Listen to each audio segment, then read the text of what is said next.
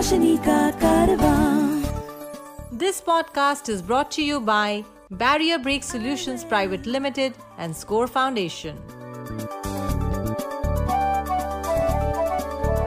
ये है रोशनी, रोशनी, रोशनी का कारवां, रोशनी।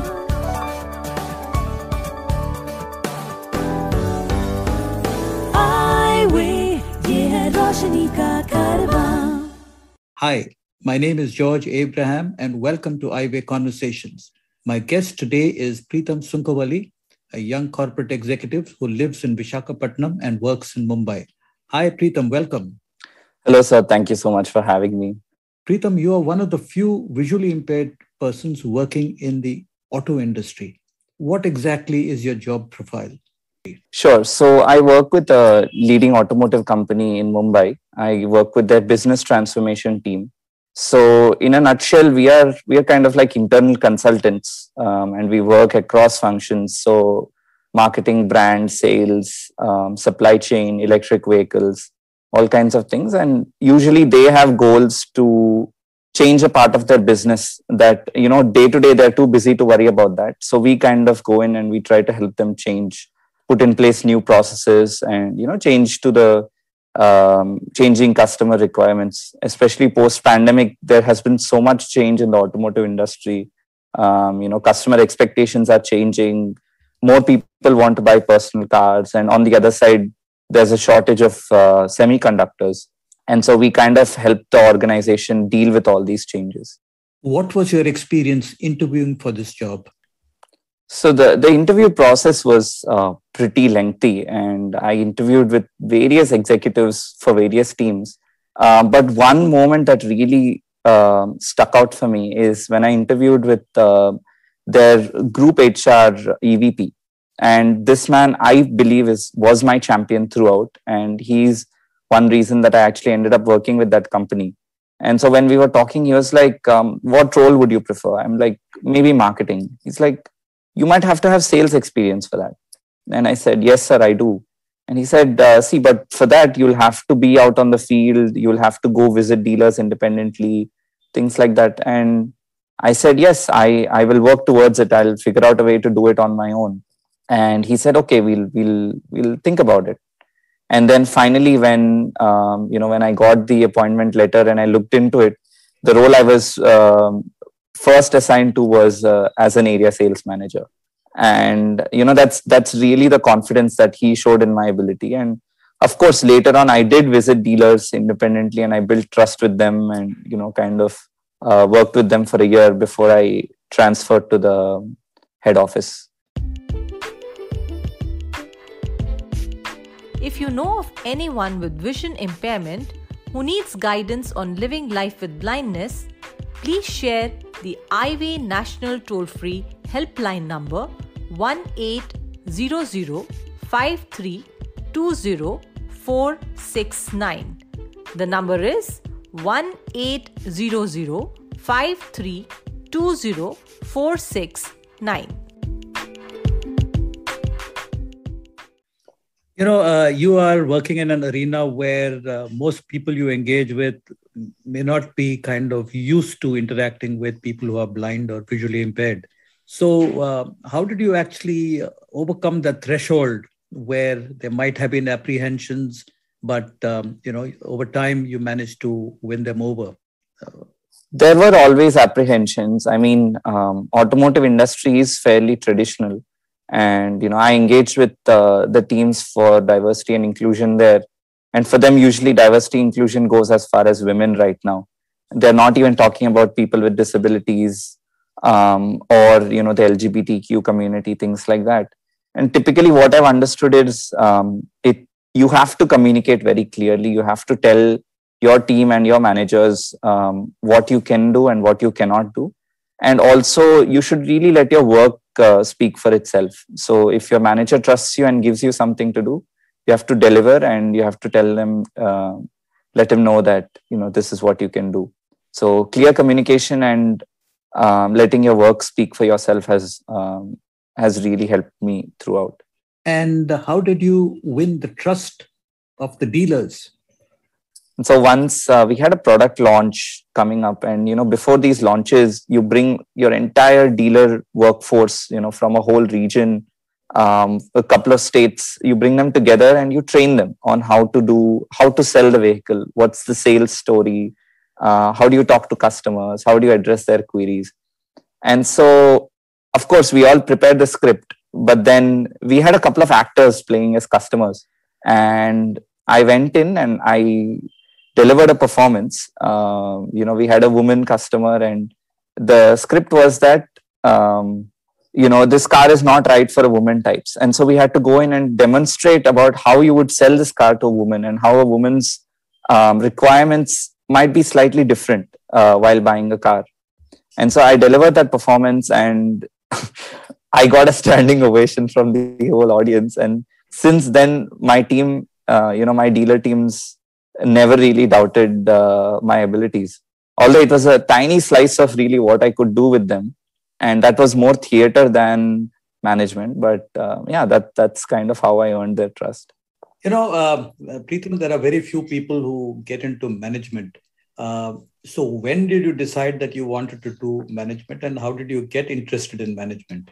Very interesting question. So when I was young, I actually wanted to be a physicist. And this was before Big Bang Theory and before nerdy physicists are considered cool.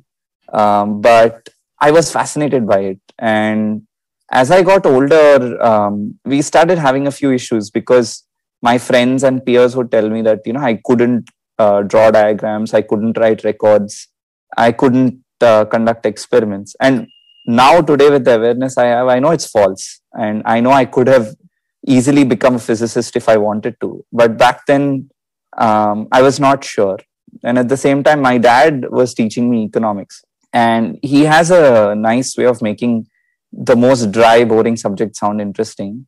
And, economics was certainly not that. But, I did have a fascination with economics thanks to him. And so that's what I picked in my 11th and 12th. And, kind of logical progression to that was management. Can you tell us a little bit about your journey as a management student? You, I believe, first did a 3-year course and then you got into the IIM. Sure. So I got into a 3-year undergraduate business management course here in Visakhapatnam. And when I first went to join the college, my college principal, who actually happens to be the vice chancellor of the university now, he sat me down and he was like, he spoke to me. He's like, what are your aspirations? What are your goals? And he was like, why don't you join our 5-year integrated MBA course? It's a 3-year undergrad and then a 2-year MBA. And I told him, no, sir, I aspire to go to an IIM for my MBA.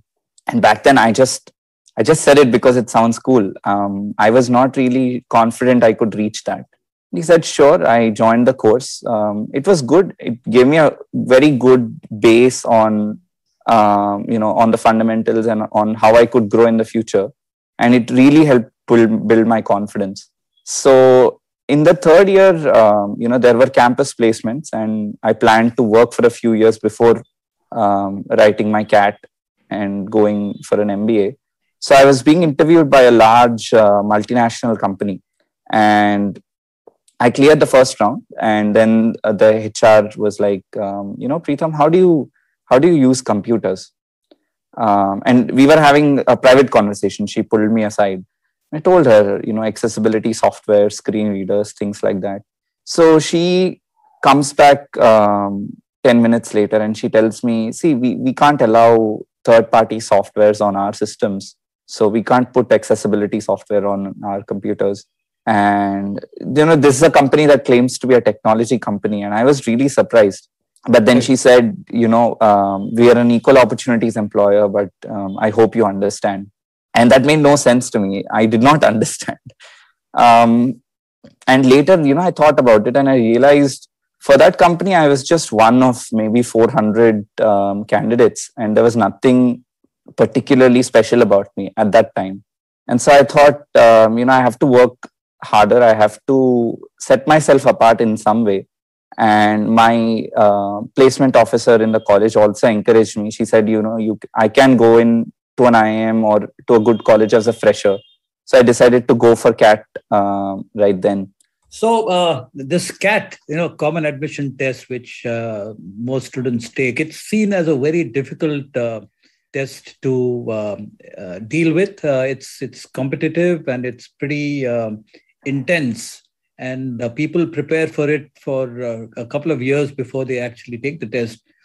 So what was your strategy and what was your journey dealing with CAT?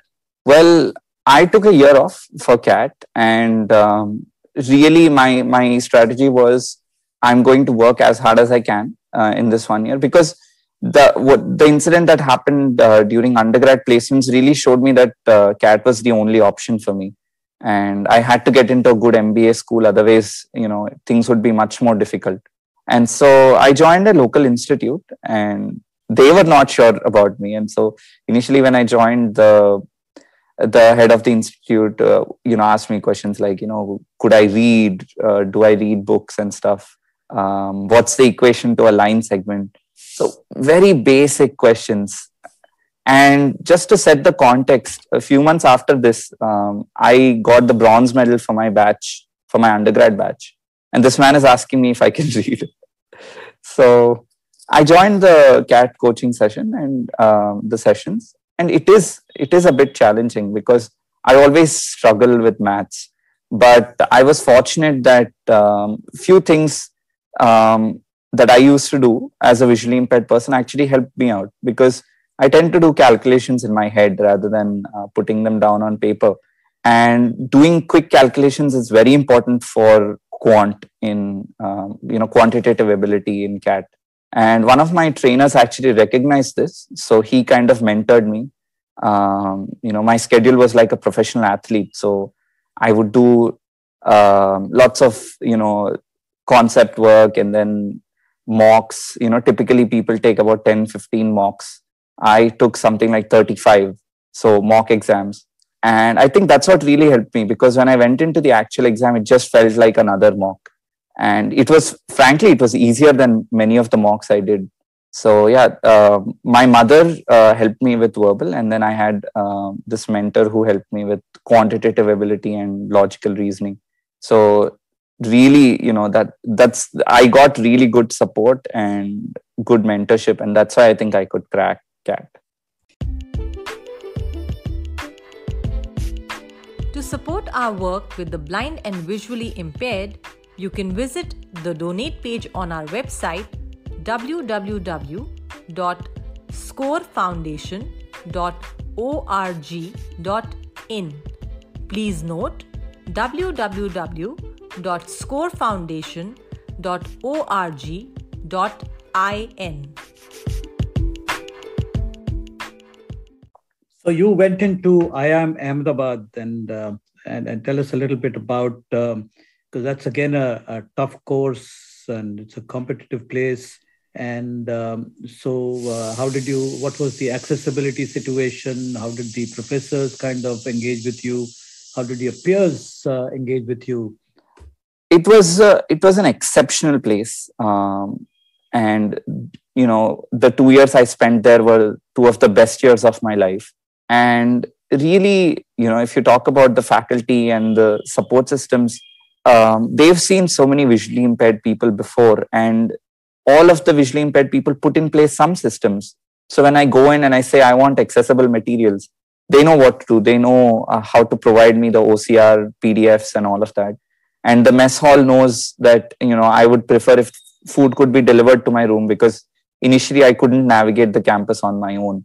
And so most of the systems were in place, and the support was there, but it was certainly not easy. This was the first time I was doing anything on my own outside home, and I didn't have anyone to rely on but myself, at least initially. And my friends also, they were of great support. So anytime, any IIM Ahmedabad grad would tell you that you learn more from your peers than, from the classroom. And that was true in my case. I made some lifelong friends, and I participated in a lot of activities. And, first year was certainly challenging. I I was still figuring out how things work, but second year I had a lot of fun. I even did an exchange one semester in the US, which also gave me some great experiences. You studied in the mainstream right from childhood. Talk us through your experiences being part of the mainstream. You must have had experiences with your classmates. Children are very often cruel and mean. Uh, what was your experience? How did your teachers kind of deal with you? What was the kind of support that you needed and that you got to actually cope with the 11, 12, 13 years of your schooling? So throughout my childhood, my one main pillar of support was always my mother. And my mother would always fight on behalf of me. She would make sure that wherever I was, I would get included and things like that. And pretty early on, she took a call that, I would go to regular schools. I wouldn't learn Braille. I would learn the regular alphabet. So this was a call she took. And so, even in Visakhapatnam, of course, I tended to go to smaller schools because I was in one of the large prestigious schools initially, but we felt the teachers were not able to give me attention, and I was finding it difficult to cope in a large class of say 45 people. And so while growing up, overall, I would say it was okay. Teachers were generally very supportive, and my mother was always there to back them up at home. So most of my studying I did at home with my mom. But yeah, the peers, classmates were a whole different story, because when you go 5th, 6th standard, that age, kids start forming social groups, and one thing they love to do is exclude people and point out how people were different. And it was difficult. Kids these days call it FOMO, fear of missing out, but I probably had that, and I was always kind of anxious that all these guys are doing something and I'm not being included. So it really took me a while to understand. And in the meanwhile, my mother had some support, and so she would read these books and kind of give me little nuggets of wisdom. So one of them was she read this book, and it said somebody else's bad behavior is their problem. Don't make it yours. And so that really helped me. I kind of understood that what they were doing is not because of me, but it was because of them. And obviously this realization didn't come easily. There were many moments that I would come crying from school and just say, I don't want to go back there again. But yeah, I got through it, and I think I'm a much stronger person. I tend to brush off any form of discrimination these days. And that really helped me become a stronger person, I would say. So, all of us, apart from work, we always have some interest areas, hobbies, and so on. What has been your interests and hobbies that kind of makes life exciting? So I love to read. I read mysteries and thrillers. I love spy fiction, geopolitics and such. So I read at least, I'd say 2-3 books a month. And that's something that I love to, immerse myself in. And these days I'm watching a lot of audio described content on streaming services, things like that. I do some baking, but not very often. Now that I'm working from home, I get a chance to bake. But yeah, one hobby I've had for a long time is making 3D models of things. So since childhood, I always loved toys more because, they were 3D and I could understand each nook and cranny, each feature. And so I would try to reproduce them out of cardboard and, whatever recyclable materials I can find. And one of my favorite things that I made is a large aircraft carrier. It's like 2 feet long, and it's got so many details. I really enjoyed crafting those little details. It's got rocket launchers that rotate this way and that way. It has a catapult that launches a little tiny cardboard plane. And so there's a rubber band under the deck that powers this catapult. And, it's got little lifeboats that you can push out of the hull. And so that's another thing I really enjoy. But yeah, it takes a lot of time and, these days with my work, I tend not to get as much time. So I make smaller things now. I don't make these large, ambitious projects anymore. A few weeks ago, we had met for the first time on Clubhouse in the room called Visionaries. And I believe you are the one who started this group. So tell us a little bit about this group. Why did you start it? What do you hope to achieve? And what are your plans for the future with this room? So the idea of the Visionaries I've had for quite a while, actually, since 2017, 2018. And the basic idea is that, as visually impaired people, most of our conversations are oriented to educating or, sensitizing the sighted population. And I wanted a platform where visually impaired people could talk to each other and really connect and, feel like they were part of a community. Independent visually impaired people working, studying, who could exchange ideas, who could exchange tips and try to make each other's lives better. Of course, I was thinking of what platform to do it on and how I would go about it. Fortunately, Clubhouse happened in early 2021, and I just felt, okay, Clubhouse would be the perfect platform. And so we started in May of 2021, and currently we have about 193 members, out of which about 30 or 40 will be active. And we do various events. We conduct accessible game shows. We have a book club every first Sunday of the month. And generally, we have conversations about various topics, from technology, accessible technology, to accessible travel and how our different travel hacks, and also tips on dating and relationships for visually impaired people.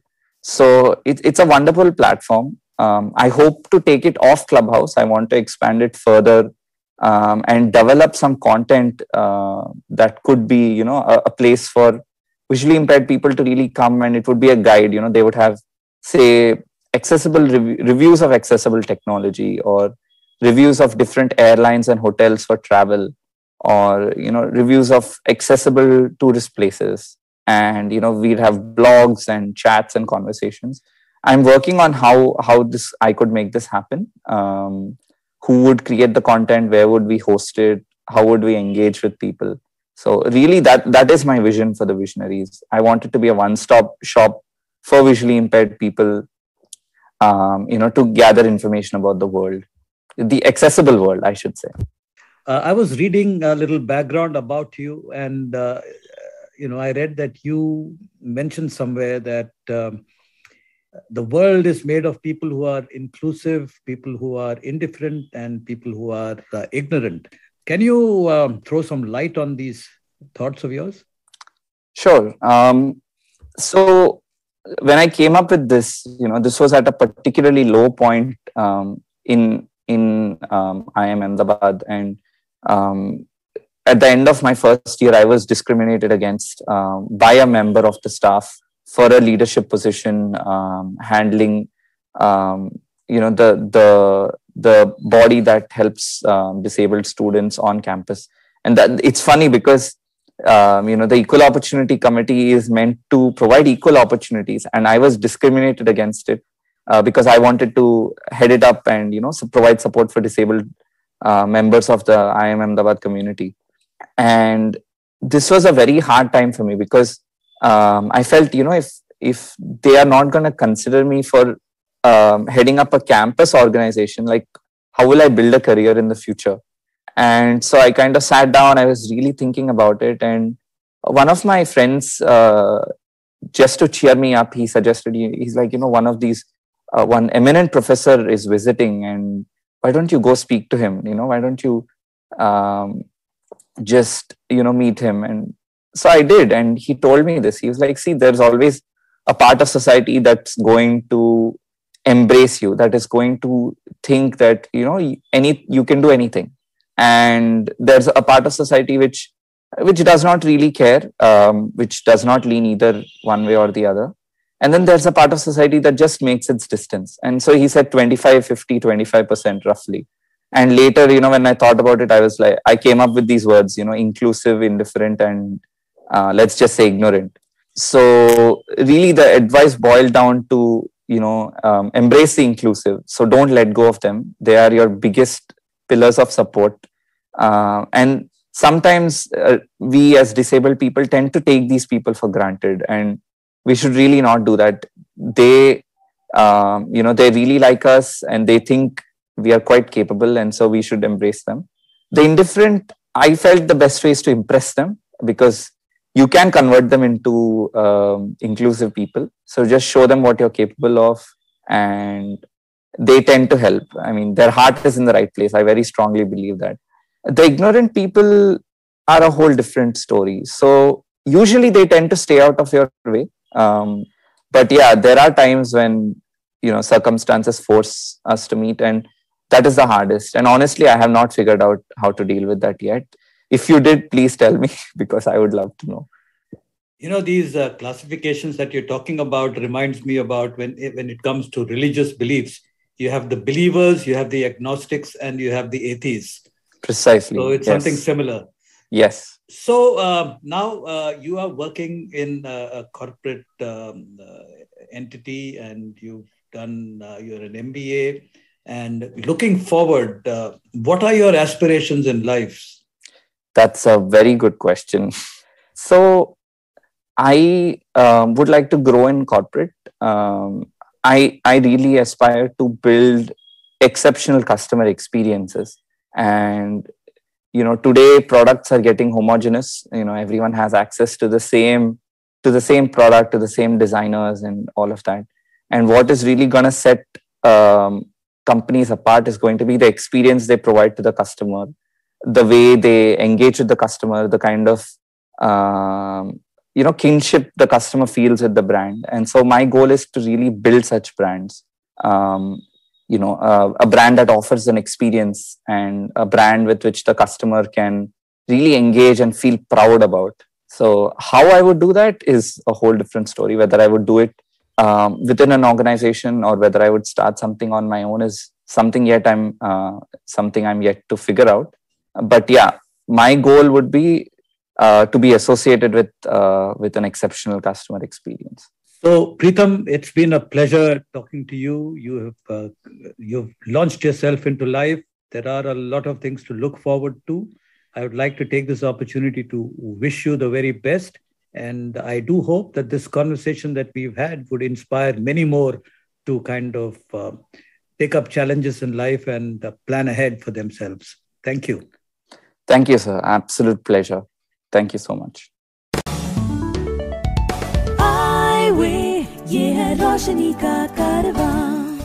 This podcast was brought to you by Barrier Break Solutions Private Limited and Score Foundation.